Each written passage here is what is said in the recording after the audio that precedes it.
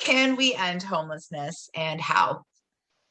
Yeah, that is such an important, it's a great question because I know that, um, the tagline right now is we can end homelessness. And that's sort of the party line right now. So I'll tell you my honest opinion. So I think if we define ending homelessness simply as we need to put somebody in a house, then yes, we can put people in a house.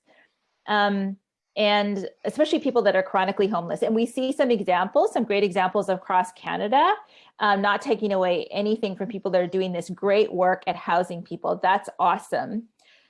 However, if we think about ending homelessness as preventing it from occurring in the first place, then my honest answer is I don't think we'll ever completely end homelessness because you'd have to stop somebody from abusing their kids. And, like it goes back to, so we think about the reasons people end up homelessness, especially young people, that's my area. It's most often due to things like family dysfunction. But can we make a dent, and so often these young people also grew up in poverty. Can we make a dent there? Absolutely. And it doesn't mean that we should stop trying, but, a few weeks ago, I was, because of, virtual, you can go anywhere now. I went to this lecture, at Harvard University, and there was an expert in homelessness at Harvard. And he said, if somebody tells you, oh yeah, ending homelessness is easy, he said, stop listening because they don't know what they're talking about. So I think we have to be really careful because homelessness is a complex issue.